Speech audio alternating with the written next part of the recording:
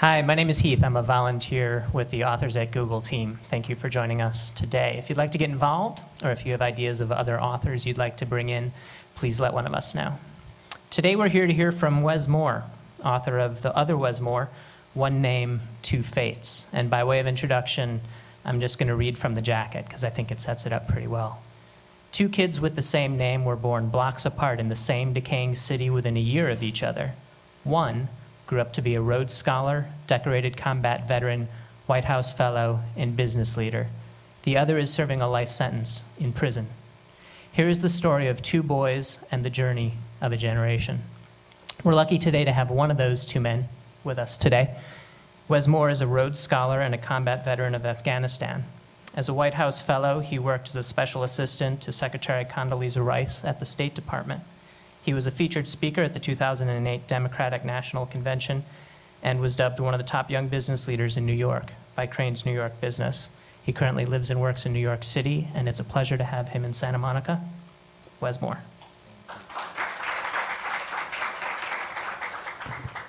Thank you very much, and it is an absolute pleasure to be here. I'm a huge fan of Google for a whole collection of different reasons. First of all, just these are some of the coolest offices I've ever been to before, and particularly when you look at the offices we work in back in New York, there really is no comparison to just how much creativity and openness that you see here. It's pretty awesome. Even though I have to say that last weekend when y'all did the whole Pac-Man thing, that was the most least productive weekend I've ever had in my life. Seriously, I must have spent about 8 hours just trying to get to the banana level of Pac-Man. But it is really cool to be here. And actually, I have a quick Google story, which is a true story. Back in the late 1990s, it must have been either 97 or 98, I was at some conference. You know, you'd have these young leader conferences, whatever. And it was down in Washington, D.C., and I met a guy, and he was telling his name was Larry. And I was like, oh, hey, Larry, nice to meet you. I'm like, what do you do? And I felt real good about myself because I was just a new student at Johns Hopkins, and I was like, yeah, I'm on my way. And I was like, so Larry, what do you do? He's like, oh, I'm at Stanford. I'm a graduate student. He's like, I'm working on this business, and it's a search engine. And I was like, a search engine? Okay, that's interesting. Cool. And I was like, what was the name of it? And he's like, well, it's a company that it's going to be called Google. It's a company called Google. And I was like, yeah, that sounds like a really cool idea. Well, listen, best of luck to you with that Google idea. So it shows how much I know about evaluating talent. I wish I could go back in time and say, you know what, I'd love to invest in that idea, actually. But it's seriously, it's very cool to be here, and I'm just very appreciative of the time, very appreciative of your attention, and to all the folks in Google world. It's great seeing y'all as well. I'm extraordinarily proud of this book. And I'm extraordinarily proud of this book, not just because of the idea of just getting this book done, but it's the idea of the conversation that this book is starting. The idea that the book is really creating, it's really touching a nerve, I think, amongst a lot of people, because I think they're seeing that this book is about so much more than just these two boys. That this book is about so much more than just Baltimore. This book is about much more than one socioeconomic group. But this book is really about all of us. It's about the choices that we make, the people who we have in our lives who are helping us to make those choices, and also the ramifications for those choices. My journey really began back in Maryland, and I'm extraordinarily happy that my two sisters are here in the audience as well. And but our journey really began down in Maryland, and back in 1982, when I was 3.5 years old, our father died in front of us. And it was something that was so jarring and so shocking, because here was our mother, who at that time was, with her 3 children and had her husband, and then out of nowhere, instantaneously and completely unexpectedly, she was on her own. She was now a widow with these 3 children. And she really had a difficult time dealing with that transition, to the point where a few years after my father passed away, she moved us up to New York, up to the Bronx. And for the Bronx was going through a very interesting time, because the Bronx during the mid and late 1980s was going through something that I think a lot of cities in this country were going through, and that was the introduction of little rocks that could be found inside of little vials that were basically running roughshod through communities, throughout many communities inside of this country, and that was the introduction of crack cocaine. And you saw what happened to just the internal fabric of entire communities. My mother, as she grew up in the Bronx, She always talked about how the Bronx was a place it was a safe place, and the neighbors looked out for each other. And that was one of the things that she loved about the Bronx. She said she hadn't seen violence until she actually went down to Washington, D.C. to go to college. But the neighborhood that she returned back to was a very different neighborhood than the neighborhood that she grew up in. And I think as the Bronx was going through this transition, I think all of us were going through this transition now as well. Now coming up in this new environment, coming up in this new community. So as I'm going through this journey into manhood and trying to understand what that means, at the same time you're coming up in a neighborhood that's going through its transition, and at the same time I'm then really starting to understand what had happened to us when I was 3.5 years old. Because when you're 3.5, you're old enough to know, I was old enough to know that something happened with my father, but I wasn't quite old enough to know exactly what. And when you're 3.5 years old, you're old enough to know that he had gone somewhere, but you're not quite old enough to understand exactly where. And so as I got older, and I started to internalize it, that confusion led to anger, that confusion led to fear, that confusion led to apathy. And I think it started to manifest itself in a lot of things that I was doing, whether it be back in the classroom or back in the neighborhood. So by the time I was literally 11 years old, I was already on academic and disciplinary probation at my school. And then I was also now getting in trouble back in the neighborhood. In fact, there was one time I had a friend who was also, at this time we were both 11 years old, and he was what you called a runner.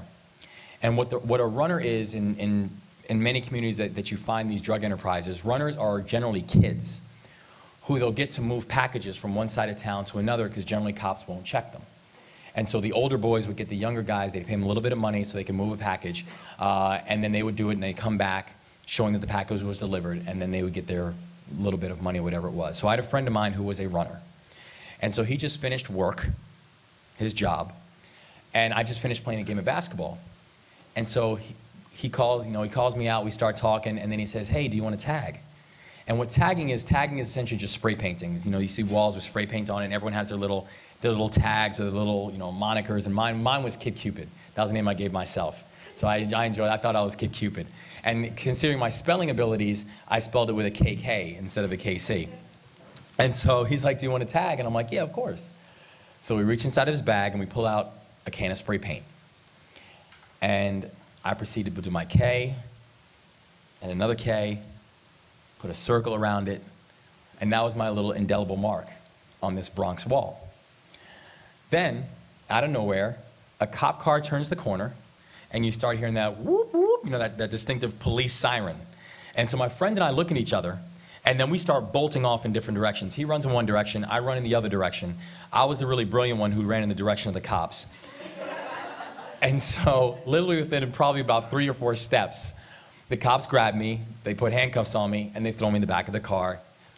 My friend, they grab him, throw him in the back of the car. So at this point, we're in the back of this car, and I am terrified. Because I knew there was only one thing that could happen next. I was heading off to baby booking, which is kind of like the juvenile detention center downtown. And then they'd have to call my mom. And that was the last thing that I wanted, was for them to call my mom and say, hey, you need to come pick up your son from baby booking. And so I'm sitting in the back of this car, hands behind my back, and I'm just absolutely freaking out. And my friend is sitting there with this very smug and defiant look in his face that quite honestly just kept bothering me every time I looked at him. And so I'm looking at him like, so what are we supposed to do? And his answer to me was, just tell him it wasn't you. And I was a kid who could make up an excuse for everything. And even I looked at him and I was like, that's the dumbest idea I've ever heard in my life. And so the cops finally come in, they come into the front seat, they look over their shoulder, they ask us, they're like, so what are you guys doing? And then he begins into his whole, it wasn't me explanation. I begin to my whole, I'm so sorry, I'll never do it again explanation. And then we're battling with each other on volume to see who can be louder in this. And the cops just look at us and they just start giving us a lecture about what we were doing and how. And then one thing that he said, he's like, you know what? He's like, the sad thing is that we'll probably see you guys out here doing it again. And then the cops get out of the car and they let us out and they take the handcuffs off and they tell us to get moving.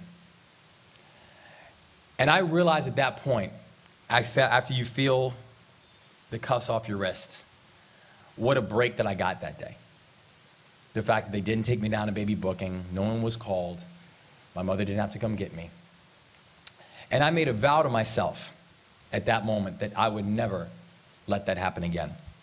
Because it was the most vulnerable feeling that I've ever felt in my life before. The idea where I knew not only my present but my future was actually in someone else's hands. They controlled me. They controlled my movements. They controlled my destiny. And I never wanted to feel that feeling again. And then about 4 days later, and a couple blocks later, Kid Cupid was on the loose again, hanging out with Shay, putting up marks on these walls. And so my mother realized at a pretty early age that something needed to change, and that this was a direction that I was going in that she needed to actively get involved to try to push me away from. And so my mother had been threatening me with military school ever since I was probably about 8 years old. And she'd say, listen, if you don't get it together, you're going to military school. And I'd say, I know, I'm gonna get it together. All right. And then 9 years old came, and she said, I'm serious. If you don't get it together, you're going to military school. And I'd say, I'm working on it. Really? Just give me a little time. I'm working on it. And then 10, and then 11. And then finally 12 years old came. And she said, I'm going to send you to military school. And I was like, I know you are. No, I know. And she said, no, you're going next week. And I was like, what do you mean I'm going next week? And she's like, you're going next week. And at that point, I was then had to pack up my stuff and start getting ready to be sent off to this military school. And so this military school is in it's a place called Valley Forge Military Academy. It's in Wayne, Pennsylvania. And all I'd known up until that point was the city. I'd known big lights. I'd known big buildings. I'd known loud noise. I'd known that it's easier to go to sleep with noise outside than it is when it's dead silence outside. But now here I was in this military school in the middle of Pennsylvania. And I remember looking at my mom as she was dropping me off and thinking to myself, I cannot believe you were sending me off to this place. I cannot believe that you hate me enough that you're going to send me away, that you don't even want me in your space anymore. Because I didn't understand that it was actually the absolute opposite. That she felt that at that time what I needed was not necessarily a friend, but what I needed was a mother. I needed someone who was willing to make a lot of tough decisions in order to help me get to that point that I needed to be in. But that first morning at military school was quite the wake-up call. Because that first morning at military school, we're all sleeping in our beds, and I'm sleeping on the top bunk, and my roommate's sleeping on the bottom bunk. And we're both 12 years old. And then 5:30 in the morning, I start hearing Guns N' Roses. And I don't know if y'all remember Guns N' Roses, the heavy metal group in the song Welcome to the Jungle. And how it starts, da-na-na-na-na, da-na-na-na-na-na-na-na-na-na-na. And then it just proceeds to get louder and louder, and then there's sirens and woo, and all this kind of stuff. Then there are lights then flashing on and off in the hallway. We start hearing the distinctive sound of trash cans being banged with sticks. And then people yelling and screaming like they had absolutely no sense. And you start hearing, get up, get out of your racks, please. Get out of here in the hallways. And they're screaming and yelling and cursing. And my roommate jumps out of bed. And he's again, 12 years old. His legs are like rail thin. He's a kid from Brooklyn. And he's looking up, and his legs are like shivering. And he looks up at me, and he's like, come on, Moore. My last name's like, come on, Moore. We got to get up. We got to go in the hallway. And I look at him, and I look at the clock, and the clock says 5:30 in the morning. And I look back at him, and I said, man, it's 5:30 in the morning. I was like, tell him to get me around 8 o'clock. I should be ready to go about that. And he looks at me, and I don't know and I think he was trying to get in his mind whether I was just really brave or just really dumb. But he wasn't going to stick around and figure it out. So he runs out in the hallway, and I roll back over, and I try to go back to sleep. And I just keep on wondering why they're making so much noise, and I wish they would be quiet so I could go back to sleep. And they're still yelling outside in the hallway. Then out of nowhere I hear, why is there only one person outside of this door? Then, boom, I hear my door fly open, slam the back wall. Paint chips are like falling off the door. And then my first sergeant, who's this 17, 18-year-old, comes in, and he's yelling and he's screaming at me and he's cursing at me and spitting on the back of my head. And I'm sitting there laying in bed trying to get some sleep. And so I slowly begin to roll over, and he stops yelling because I think he thinks his tirade had done the trick.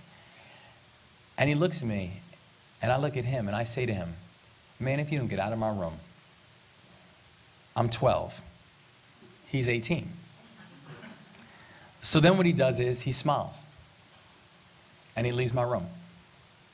And so my first thought is, this military school thing ain't bad. And then next thing I know, probably about 10 seconds later, boom, the door slams open again, and my entire chain of command walk in the room, and they pick my mattress up off that top bunk, and then they turn the mattress over as if I still wasn't on the mattress.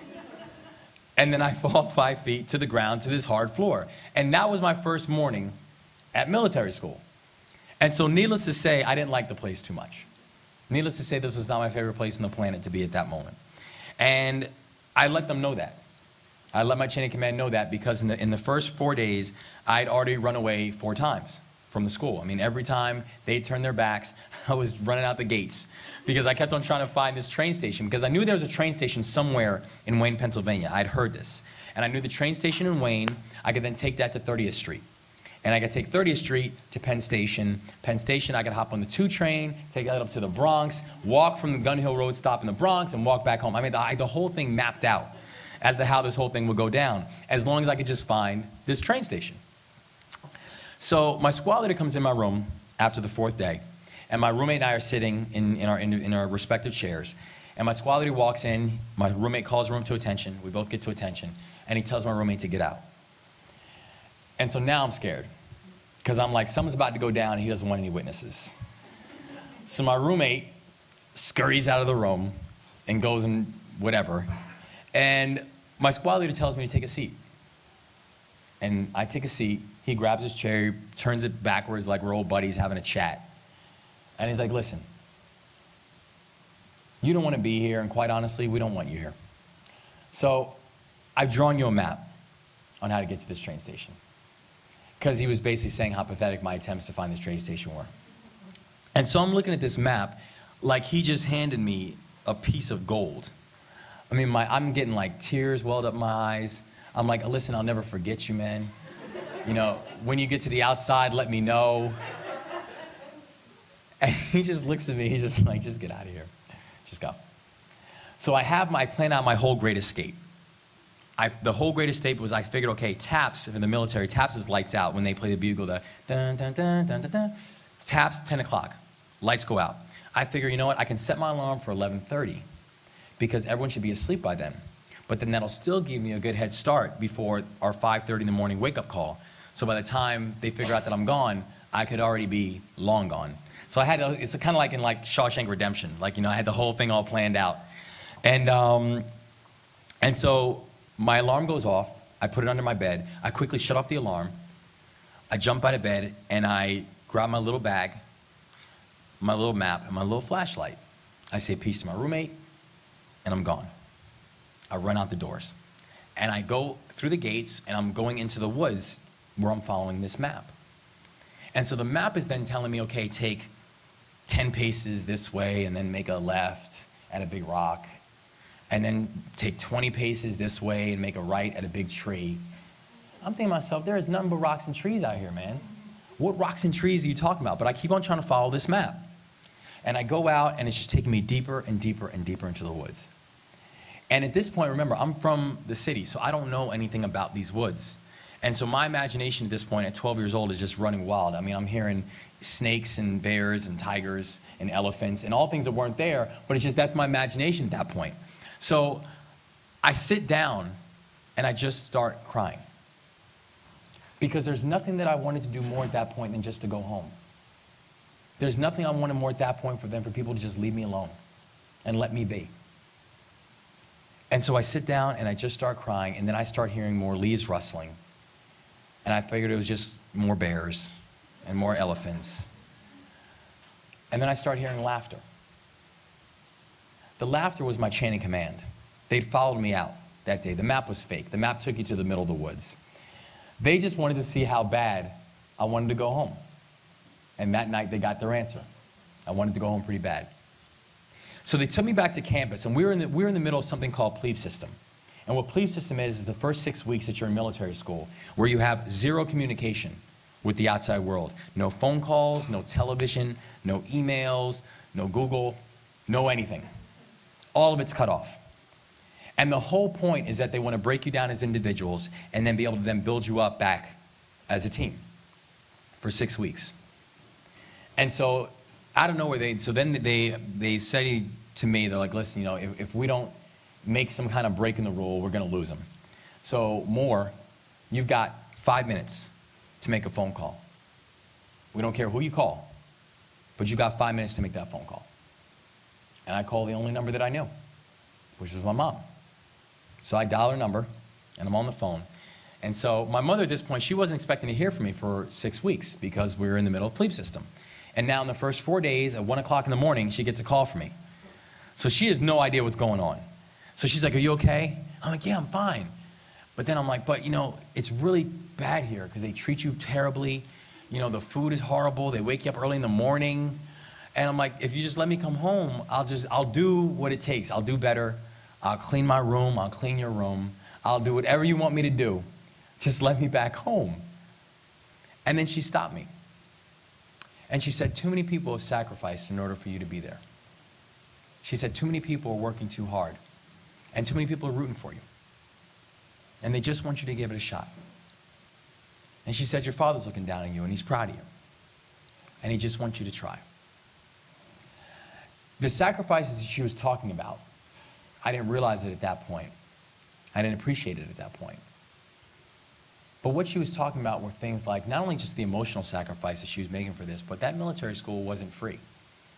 And it wasn't cheap. So my mother ended up actually asking friends and family and coworkers to give what they could in order for her to do it.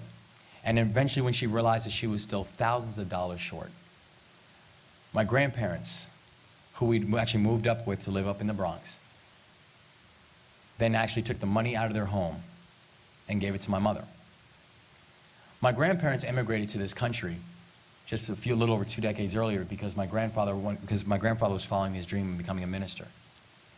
And he became the first black minister in the history of the Dutch Reformed Church. And they bought a small home up in the Bronx when they first moved to this country. My grandfather was a minister, and my grandmother was a public school teacher. And they bought this home not just because they were looking for shelter, but because they wanted to own a piece of this country that took them in. And when they realized that my mother was going to be short, and they realized that I was at a crucial point in my life, and a point that comes for so many kids, and particularly for young boys, where that split can happen so quickly. And those decisions can become so jarring that they knew they had to do something. So they ended up taking all the money, their retirement money, out of that home and giving it to my mother so she could afford the school. And so I'd be lying to say if at that moment I fully made any type of turn. It took a while. But later on, as I was there a little longer, I began to understand what my mother was talking about. Later on, as I got older and I was there a little longer, I began to understand what sacrifices she was talking about, and I began to understand concepts like accountability and responsibility and leadership, and why those became so important in terms of a larger development.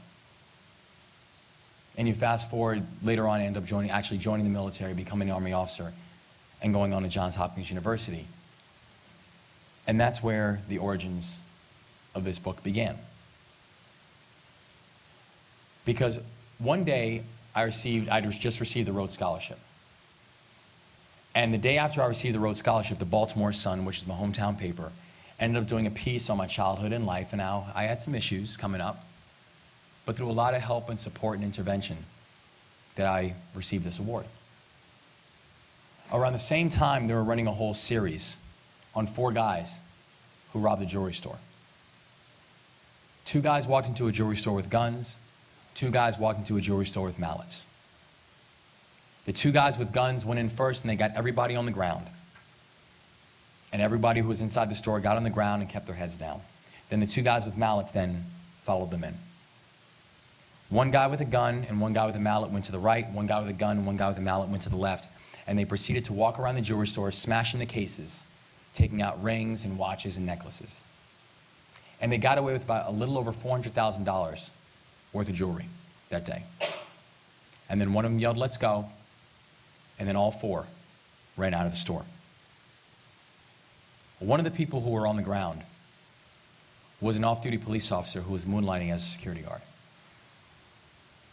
That police sergeant was a 13-year veteran of the police force. He was a 3-time recipient of Police Officer of the Year. He was a father of 5. He had triplets.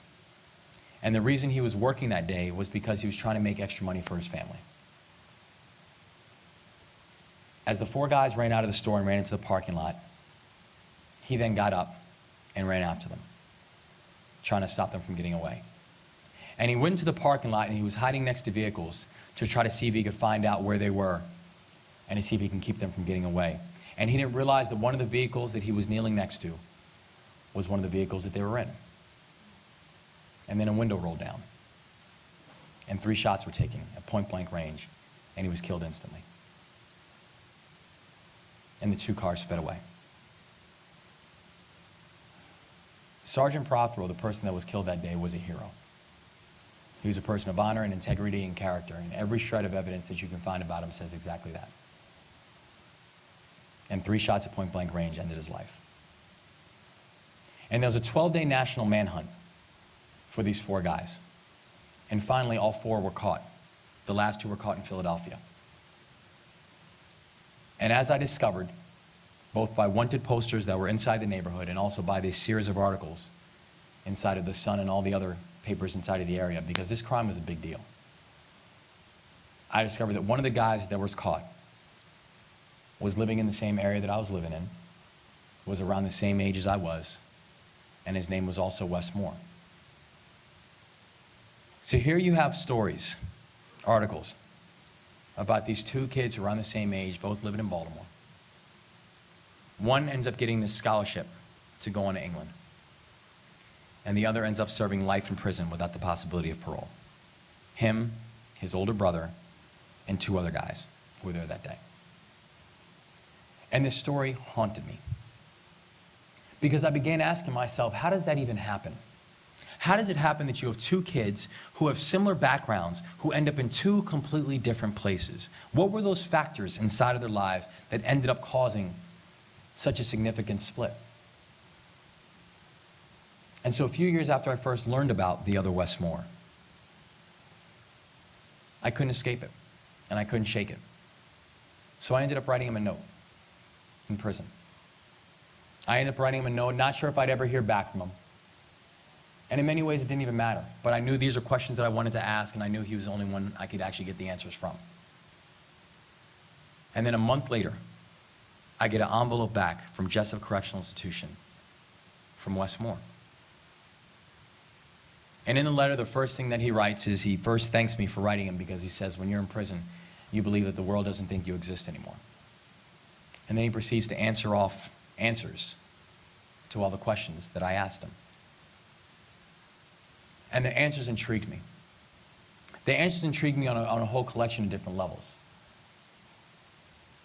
To the point that eventually I decided to write him again, and that one letter turned into dozens of letters. And those dozens of letters have now turned into numerous visits. And I've now known him around 5 years. And a few years ago, a friend of mine who's an author actually knew that I'd reached out to Wes and knew that I had gotten to know him. And said, I think there's something larger here. I think there's a bigger truth that needs to be explored here. I think there's a book project here. And at first, I was actually very reluctant to do so. I felt like I didn't have time.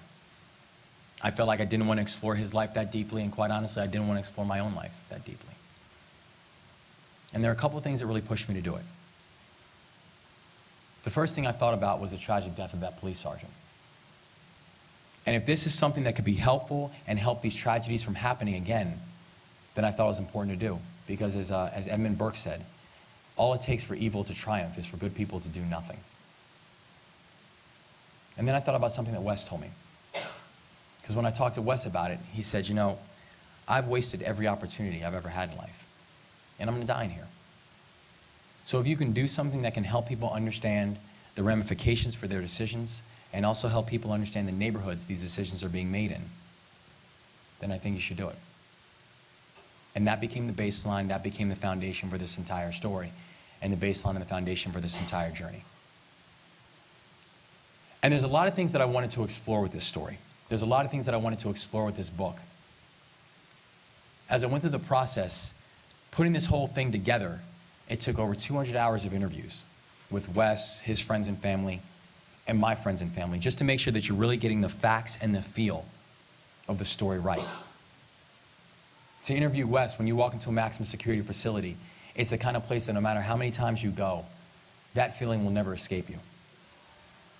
The sounds of bars closing behind you, the sounds of police officers, the rubber soles squeaking on the ground, the sights of prisoners being marched in their uniforms, the smells. These are things that will never escape you when you walk into a maximum security facility. But every time I went to go see Wes and actually do these interviews, I was never allowed to bring any type of pens, any paper, any tape recorders, any chewing gum, nothing when you go see him. You're searched twice every time you go in. He's searched every time you go into the visitors area. And then you just sit together in the visitors area for an hour before a guard comes and taps you on the shoulder, or taps him on the shoulder and says, "Time's up." And then escorts him back to the gates, and then the visitors go back to where they came from. And so as I would do these interviews with Wes, I would sit there for the hour and talk with him. And then once the guard said it was time, I would then have to go back to the car and run back to the car where I had a tape recorder waiting on the passenger seat of my car. And then I would sit there and then regurgitate for the next 20 minutes everything that he said in that get-together, so I have it all down, and then go back and later transcribe it. And some of the things that we talked about, some of the issues that we talked about, some of the dynamics that we talked about were so amazingly stirring and so amazingly jarring. Some of the things that we talked about and some of the challenges and wasted opportunities. And the things that I learned about Wes, like for example, that Wes is not a dumb guy by any stretch of the imagination. He's made unforgiving decisions with completely irreversible results. But he's not a dumb guy. And you think about the shame that it is, and obviously not just the obvious tragic loss of the police sergeant, but the shame is that this is a person who could be doing something else, but he'll never have that opportunity again. And the thing that I realized throughout this entire process was it helped me to understand and to recognize our potency as a society. Because fundamentally what you had were two kids who at similar times in our lives were both searching for more. Two kids who at similar times in our lives were both searching for help. And one kid got it, and the other kid didn't. And now the world bears witness to the final results of either our attention or our apathy,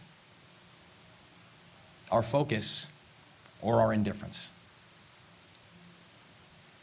What we fundamentally had is a situation where you had two kids who could have been moved in either direction, to the point that I felt that it's even on the cover of the book where I say the chilling truth is that his story could have been mine, and the tragedy is that my story could have been his.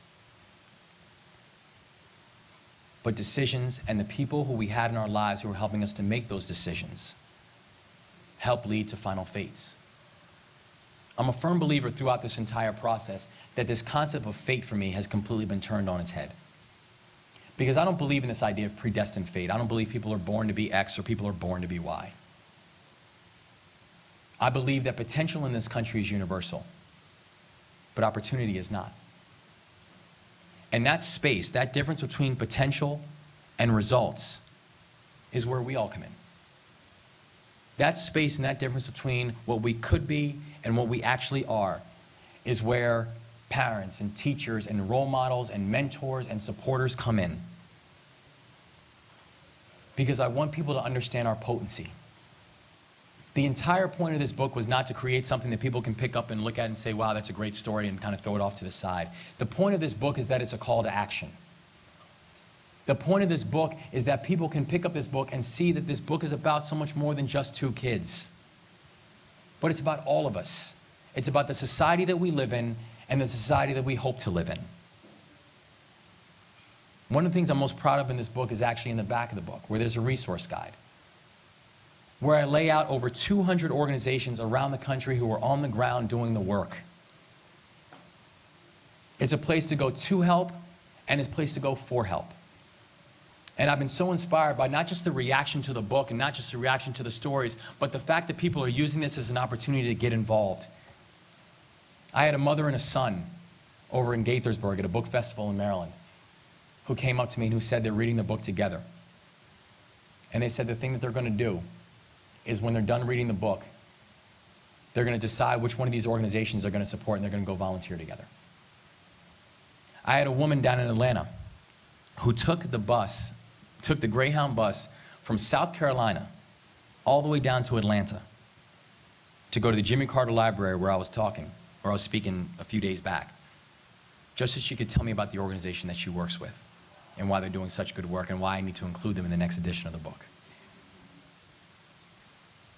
We can make a huge difference. We have a Facebook page for the book, and there was a teacher at an alternative school in Baltimore who posted on the wall that she needed books for some of her students that she works with because she thinks they could really gain from these stories and get a better understanding about their life.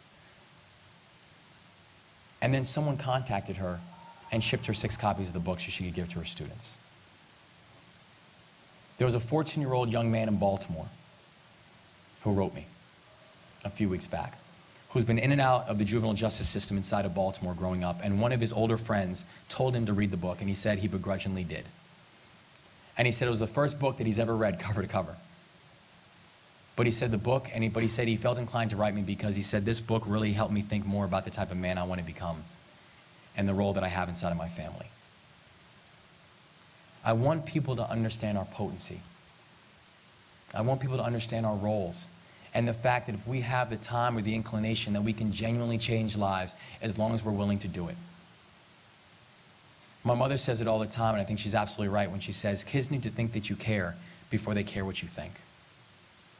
And as long as we're willing to show young people that we care, it's amazing the type of results they'll be willing to show us. So thank you all for your time, and thank you all for your continued service. It's greatly appreciated. Thank you so much.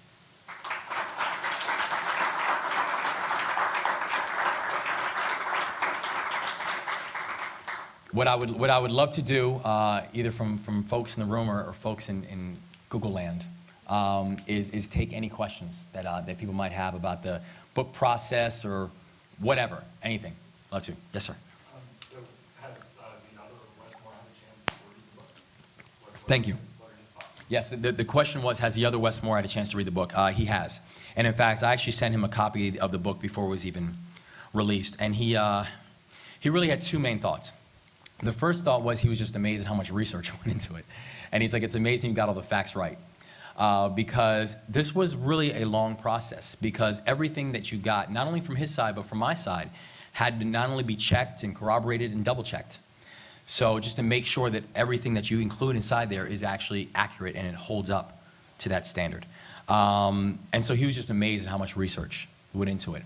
And the other thing that he said was, after getting a chance to read his life in a book like that, he said it amazed him how little that he's done with his life.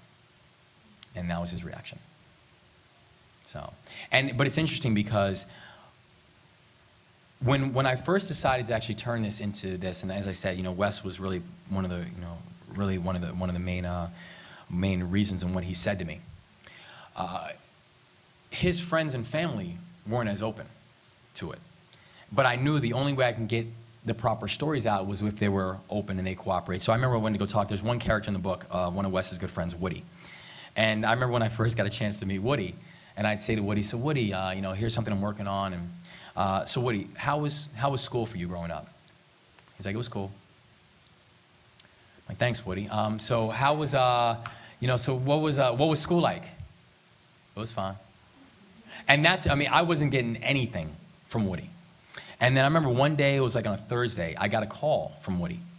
And Woody's like, "Hey, Wes," he's like, "what are you doing on Saturday?" I'm like, "Nothing. Why?"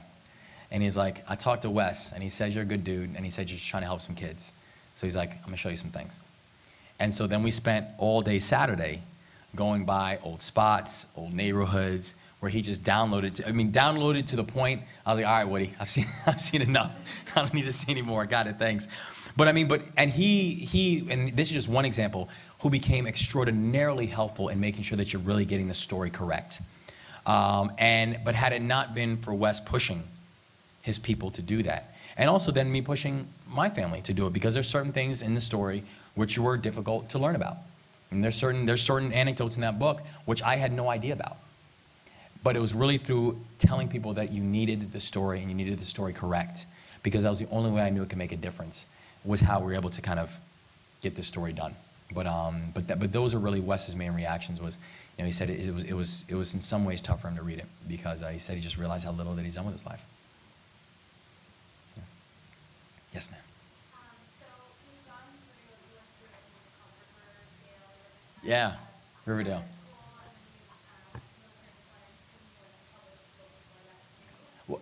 Well, actually, I did not, and I'll tell you about Riverdale. I'm sorry, again.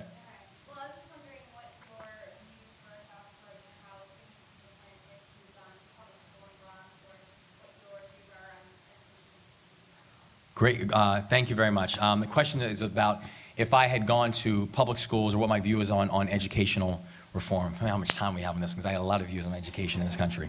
A lot of views. First I think in many ways, going to Riverdale, for me, for those who don't know, Riverdale is almost this private school out inside the Bronx. And my mother at that time was working 3 different jobs in order to send us away, because she was very uncomfortable with the schools inside the neighborhood, particularly as she saw how the neighborhood was changing. Where I went to school, where we lived, there was a school right up the street called Evander, which was kind of our neighborhood public school. Evander actually made national news, because I'm trying to remember which year it was, in the early 90s, but that's when a young girl was shot in the face at Evander High School. So my mother made a decision very early that she was like, this is not going to be where I want to send my children. So she would work these multiple jobs in order to send us to this school, which was interesting to me, because it's an extraordinary place, and my problem was, in many ways, I was not ready for it. And my problem is that I felt myself very much on an island at the school, because coming from the neighborhood and then going across town to the school, you increasingly find yourself very alone no matter where you went, because you very quickly became too rich for the kids in the neighborhood who didn't understand why you had to go all the way across town to go to school. And then you became too poor for the kids in school who didn't understand why you lived all the way, on the other side of the Bronx. And so I found myself not being comfortable anywhere. And I think that really manifested itself in a lot of acting out and trying to gain acceptance wherever I could find it from your friends. And one thing you realize about friends is when they tell you to do X, Y, and Z, and you go do it and you get in trouble and you look around for your friends and they're nowhere to be found, that's just about as much as that friendship is worth. And so I think in many ways, even though I think my mother obviously had the best intentions, it was really the place that I most got lost. How I feel about larger educational reform are a couple different things. One of the things that I think military school is useful for me, not so much because I was picked up from one environment and put to another environment, because actually I think that's almost the wrong answer for most kids, where it's just, we'll just take a handful from here, put them somewhere else, and we think we've solved education in this country. It's backwards, and it's just not true. But one thing I do believe was the transition that happened in me was a psychological transition. The transition that happened to me at that point was I went to an environment where our motto was no excuses, no exceptions. I went to an environment where the expectations of what I was going to do were raised significantly. There's actually a scene in the book when Wes and I are talking about our environments and how we grew up in the neighborhoods we grew up in. And I say to him, do you think that we're products of our environments? And he looks at me and he says, actually, I think we're products of our expectations, which I thought was a really important distinction. Because he said, if the expectation of you or the neighborhood that you're living in is that you'll finish school, was that you will go on to college, you will go on and get a job, you will be a productive husband and father or mother and wife, then that's generally what you'll do. But if the expectation of you and the communities that you live in is that you probably won't finish school, you'll probably end up in the juvenile justice system, you'll probably end up in and out of facilities for the rest of your life, then kids have a funny way of proving you right on that angle as well. And so that's why I think, this whole concept of raising expectations and being able to look at a larger school reform platform becomes incredibly important, not just for individual communities, but for our nation as a whole. Because the challenge that we have, if you have communities in our society where you have 50 and 60% dropout rates for kids who enter, if you have communities and societies in our country where you have 17% kids of color who are reading at grade level by third grade, we've got a real problem, because we've got a significant amount of underutilized assets within our country, and that there's no way that you can continue to compete nationally as long as you have so many underutilized assets. So I have a whole lot to say about school reform in this country, and the beautiful thing is, though, is that, and even some of the organizations that we include inside the book, they're people who are doing it right. It's not like this is a completely broken, we don't know what to do. We know what to do because people are doing it. The question is, how are we identifying them? How are we scaling them? And how are we supporting them? And how are we making those type of opportunities open and accessible to everybody? Because we can't have so many of the others in our society, because it's going to be the others that is really going to make the difference between who we want to be and who we are. I'm sorry, you want to follow up? Yeah. So one of the interesting points that you have is the water. Can't make them drink. Yeah. And so I was wondering, what is the water? What do you think the water is? And I feel like, you were saying how Other Wes Moore here hadn't accomplished anything. I thought it was great in like the 6-month course. Yeah. The job course thing or whatever, and I felt like that was a possible turnaround in the book. Yeah. And yeah, it seems like it's not October, it's like but Yeah. so was that too little too late about the water, or was it all too little too late?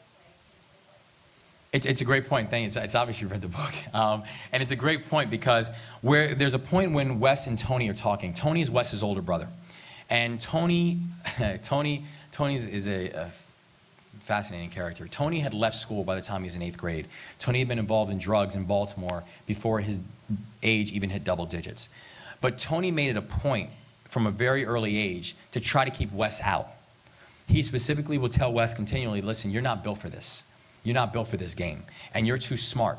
You need to go to school. You need to finish up. And Tony kept on trying to drive Wes away from the life that Tony had come to know, which is actually an interesting dynamic, because that actually happens a lot in many communities, where you find older brothers who are trying to look out for the little brothers and trying to basically say, do as I say, not as I do. And the scene where you can lead a horse to water, but you can't make him drink, was Tony went to Wes's house and saw a whole tower-high, row of sneakers lined up in Wes's room. And Tony pulled Wes outside and he said, where'd you get this money from? And Wes said, oh, I'm making the money DJing. And Tony was too smart for that. And this was when Wes was 12, 13 years old. And Tony looked at him and he said, I know you can't make this money DJing. Not at 12 years old. I'm gonna ask you again, where'd you make this money from? And then Wes began to say, I made this money DJing. Before he even get it out, Tony punched him in the face, and Tony started beating him up on the front lawn. And then his mother came outside and started to break him up and pulled him off to the side. She said, what's going on here? And Tony's like, Wes is out here hustling. And then his mother's like, no, he's not. He's making the money DJing. Well, that's what he told me.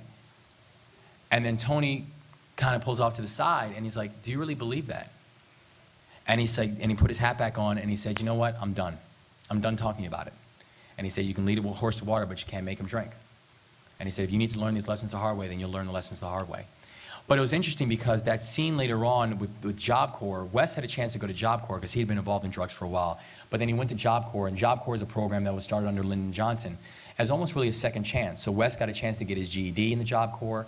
He found out he was reading at a sophomore in college reading level through the Job Corps. He started learning carpentry skills. He built a beautiful house for his daughter through the Job Corps.